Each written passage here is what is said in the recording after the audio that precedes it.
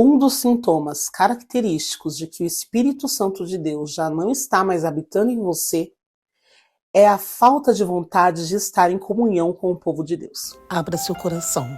Deixe Deus falar com você agora através dessa palavra. E por que não dizer que no tempo em que nós estamos vivendo, a maioria das pessoas estão com esse pensamento doentio. Eu não preciso de igreja. Eu não preciso de pastor. Eu só sirvo a Deus. Eu não preciso de ninguém me direcionando o caminho, porque eu sou a igreja. De fato, você é a igreja. Mas você está esquecendo que você também é um membro da igreja. E nenhum membro vive sozinho sem o restante do corpo. Se eu arrancar esse dedo, separá-lo em um lugar, ele vai granguenar, ele vai morrer. Para que esse dedo tenha vida, tenha movimento, tenha saúde, ele deve estar ligado ao corpo. E esse corpo deve estar ligado a uma cabeça. E a cabeça da igreja é Jesus Cristo. Então não adianta você dizer que é membro do corpo de Cristo e vive separado do corpo de Cristo. Você quer ver comigo na Bíblia como é muito claro e transparente, mais claro e transparente do que água? Lá em Atos dos Apóstolos, capítulo 2, a partir do versículo 37, vai explicar como vivia a igreja depois da descida do Espírito Santo. A primeira característica, ainda no versículo 14, foi que Pedro, quando pregou, a pregação dele foi tão poderosa e tão cheia das maravilhas de Deus, tão cheia da graça de Deus, tão cheia da unção de Deus, que a Bíblia diz que se somaram quase 3.000 almas para o rebanho do Senhor. Então, isso aqui é uma característica muito importante. Essas 3.000 almas que se somaram foram se multiplicando. E como é que aconteceu? Eles perseveravam na doutrina dos apóstolos. Tem que ter alguém te ensinando. Tem que ter alguém te direcionando. Perseveravam na doutrina dos apóstolos e na comunhão. Como é que você vai ter comunhão com alguém se você não anda com esse alguém? Se você não vê esse alguém? Se você não está junto com esse alguém? Como é que você fica em comunhão com essa pessoa? Você não deveria estar no mesmo ambiente, no mesmo lugar, ali, no mesmo espaço geométrico? Mas tem a comunhão também em espaço espiritualmente falando, né? Um espaço espiritual. Ok, mas não é disso que está falando aqui. Está falando da comunhão, de estarem juntos e unidos em tudo. Eles perseveravam na doutrina, na comunhão, no partir do pão e nas orações. No partir do pão, fala de algo além do que o espiritual, do fato de um cuidar do outro. Estar em comunhão na oração também é importantíssimo, é muito importante. Tem hora que eu me sinto com poucas forças, mas quando eu me reúno com as irmãs da minha igreja, que eu ouço uma orando por mim, que alguém vem em minha direção e põe as mãos, que o Espírito Santo toca no coração de alguém ali e direciona até a mim, e aquilo que eu, naquele momento, não estou tendo força, alguém vem, estende as mãos sobre mim, tudo dentro de mim é mudado. Eu me sinto revigorada, eu me sinto edificada pela fé de alguém. Quando eu estou com a minha fé bem abalada, bem pequenininha, devido às coisas que acontecem na nossa vida, e não são poucas, porque Jesus mesmo disse que no mundo nós teríamos aflições, chega alguém e conta um testemunho. Chega alguém e fala, olha, Jesus fez isso na minha vida. Jesus me fez um milagre. Jesus abriu uma porta. Jesus restaurou a minha vida. Aquilo edifica a minha fé. Eu volto fortalecida para a minha batalha. Eu volto edificada para continuar orando, buscando e crendo no Senhor. Vamos seguir? Preciso te dizer da importância de nós estarmos unidos e reunidos. Versículo 43. Em cada alma havia temor e muitas maravilhas e sinais eram feitos pelos apóstolos. Tem sinais, tem maravilhas que nós vamos contemplar quando nós estivermos nos nossos ajuntamentos, nos nossos cultos, reunidos com os irmãos. Quantos milagres eu vi com esses meus olhos. Quantos milagres eu pude contemplar. Foram coisas que não aconteceram na minha vida, mas que eu vi algum irmão viver. Quantas coisas aconteceram na minha vida que eu pude compartilhar. E vi os olhos dos irmãos brilharem através do meu testemunho, através do meu exemplo. Pessoas que falaram: Malu, a partir de agora eu comecei a acreditar. Malu, eu precisava dessa injeção de ânimo. Eu precisava ouvir essa palavra. Eu precisava me levantar. Muito obrigada por ter compartilhado comigo o que Deus fez na sua vida. Veja a importância. Todos os que criam estavam juntos. Juntos. Não era separado, era junto. E tinham tudo em comum. Essa parte pega muita gente. E eu confesso que já me pegou. Eles tinham tudo em comum. Então a comida que estava na casa de um estava na casa de outro. Se eu estava bem vestida, meu irmão também ficaria bem vestido. Se um tinha muitas terras, ele dividia entre os irmãos. Então ninguém ficava sem terra. Ninguém ficava na sarjeta, vamos dizer assim. Todos tinham tudo em comum. Talvez você não tenha um bem assim que eu digo, terras para dividir, casa para distribuir, né? Mas talvez você possa, sim, fazer um propósito dentro do teu coração, de todas as vezes que você for comprar alguma coisa para você, você lembrar de alguém que precisa também, sabe? Quando essa palavra entrou no meu coração, eu entendi que ao entrar no mercado, eu não posso pensar só em mim. Tem alguém dentro do meu ciclo de vivência lá dentro da igreja, ou até mesmo fora, mas estou falando desse momento de dentro da igreja, que esteja passando por alguma situação. E o Espírito Santo vai me direcionar a entregar para a pessoa certa. E eu estou falando de coisas pequenas, sabe? Eu quero abrir um parênteses e contar um pequeno testemunho aqui. No ano de 2023 e 2024, o Senhor colocou a mim e meu esposo num estreito muito grande, financeiramente falando. Todas as portas se fecharam para nós, mas todas mesmo. Onde nós batíamos, a porta que nós batíamos estava fechada. Toda porta que nós íamos não dava certo. E o Senhor veio falando conosco que Ele nos daria aquela experiência para a honra e glória do nome dEle. Sabe? Quantas vezes nesse período eu cheguei na igreja, às vezes tinha usado o último sabonete, tinha acabado naquele dia, e eu ia para a igreja, quando chegava lá, tinha alguém com uma cesta enorme, cheia de sabonetes. Eu não estou falando 2, 3, estou falando 33 sabonetes. Me lembro até hoje desse dia. 33 sabonetes dentro de um cesto. Uma outra vez que eu estava com muita vontade de comer um churrasco. Alguém veio aqui na minha casa, bateu na janela e me entregou um prato, uma montanha de churrasco. Alguém pensou em mim. No dia que eu estava precisando de um sapato, no dia que eu estava precisando de uma roupa, alguém foi tocado pelo Espírito Santo e nos entregou. No dia que meu marido estava no maior aperto, que não sabia o que fazer, quando não surgia na nossa conta direto do Espírito Santo mesmo, ele colocava dinheiro na nossa conta sem a gente ter nada para receber. Ele nos mimou. Foram 2 anos de mimo que o Senhor nos deu. Deus nos deu viagem, Deus nos mimou de fato, sem a gente pedir para ninguém.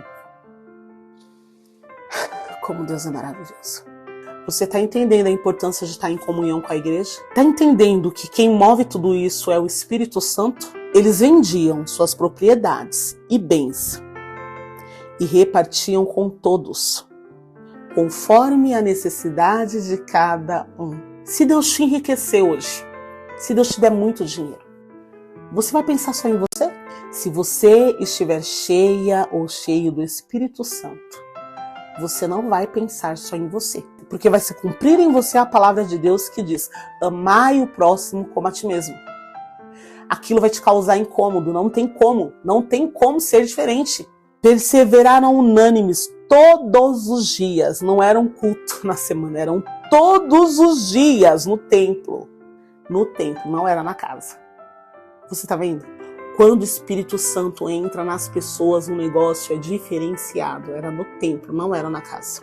Não era você na sua casa, eu na minha casa, fulano na casa dela, porque eu sou igreja, não. Todos unidos, todos os dias, sem escolher culto. Porque a gente vive uma geração tão corrompido espiritualmente que a gente fica escolhendo o culto.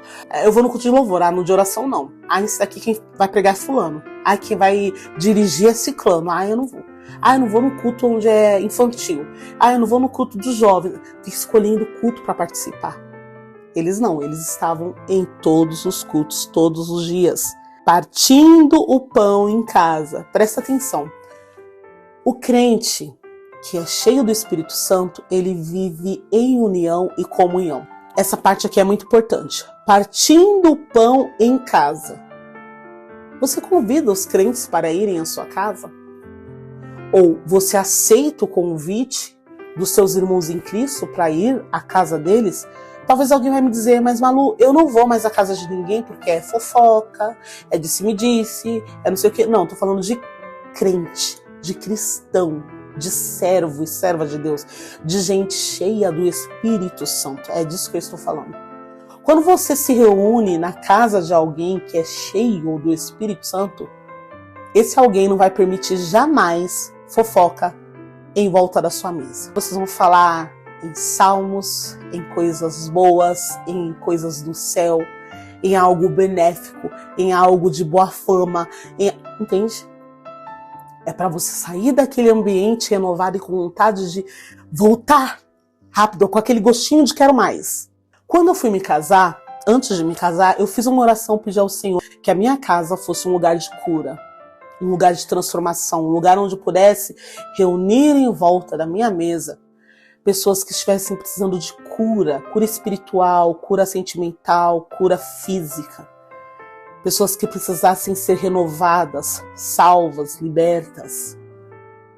E hoje, para a glória de Deus, o que mais eu ouço quando eu recebo as pessoas aqui em casa, de vira e mexe, minha casa sempre tem gente. Eu gosto muito de receber as pessoas, eu sempre gostei. É a minha linguagem de amor, pôr uma mesa, fazer uma mesa posta bonita e servir o que comer, uma comida bem gostosa, um bolinho, alguma coisa, uma coisa bem agradável, um chá, e a gente conversar, bater papo, falar das coisas de Deus, orar.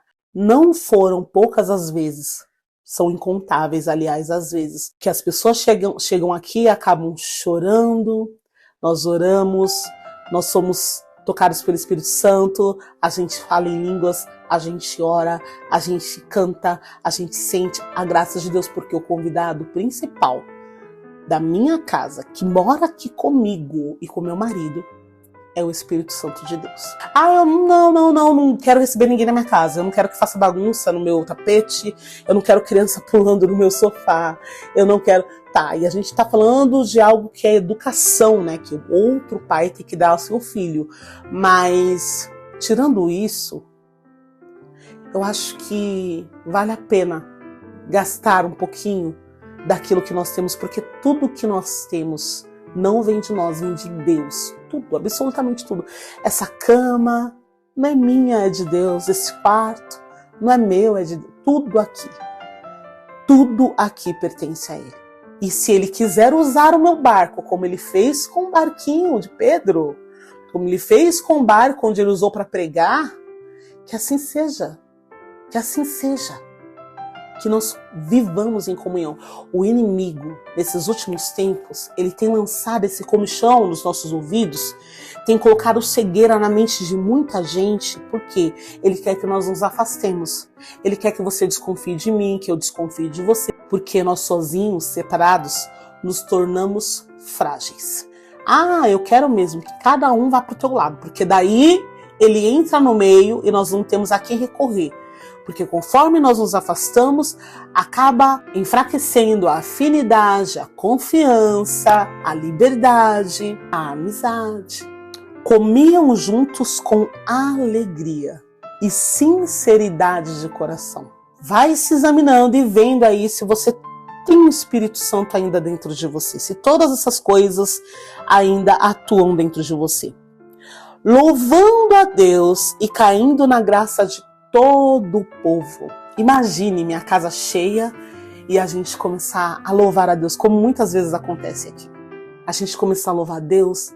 Eu moro numa vilinha, a vizinhança ouve, a vizinhança também sente essa alegria, a vizinhança também tem essa confiabilidade em nós. Nós somos o testemunho. Nós somos a luz do mundo, nós somos o tempero, o sal dessa terra. E nós não podemos passar por essa terra desapercebidos, separados, tristes, abatidos. E aí quando você fala assim, eu sou a igreja, alguém de fora olha e fala, ué, igreja desse jeito? Não praticante? Eu não vejo indo para a igreja, eu não vejo em comunhão com ninguém. Que Cristo é esse que essa pessoa serve? E todos os dias acrescentava o Senhor à igreja aqueles que iam sendo salvos. Você tem noção que tem pessoas que se convertem a Deus não é pela sua pregação, arrependei-vos, não, é pelo teu comportamento. É porque essa pessoa vê Jesus em você, na forma que você recebe na sua casa. Você ouve, você aconselha, você dá ombro amigo, você abraça, você ajuda, você tá ali presente no momento de aflição da pessoa, você faz surpresas, estende a mão para ela, sempre tem alguma coisinha para ajudar. Isso é ser igreja. Eu finalizo esse vídeo dizendo a você que se hoje tem culto na igreja onde você congrega, que eu tô falando para pessoas que não vão em todos os cultos, estou falando com os desigrejados de plantão. Vá hoje para a tua igreja. Vá hoje, se prepare e vá. Faça um propósito com Deus, caminhe com o Senhor, caminhe com a igreja. Fale para Deus, Senhor, a partir de hoje, eu não quero estar vazia do Espírito Santo. A partir de hoje eu entendi que eu, como membro de Cristo, do corpo de Cristo, eu não posso estar separado da igreja. E eu faço um propósito contigo, que eu volto. Não importa se eu não tenho afinidade com alguns irmãos, não importa se algum irmão não fala a mesma língua que eu. Jesus andou com o traidor. Jesus andou com aquele que ia negar ele. Não tinha os mesmos pensamentos de Jesus, mas Jesus andou com eles. Jesus andou com o interesseiro que queria o melhor lugar do lado dele lá no céu, um dos seus discípulos. Quem é você para escolher com quem você vai andar? Quem somos nós para escolhermos com quem vamos cultuar?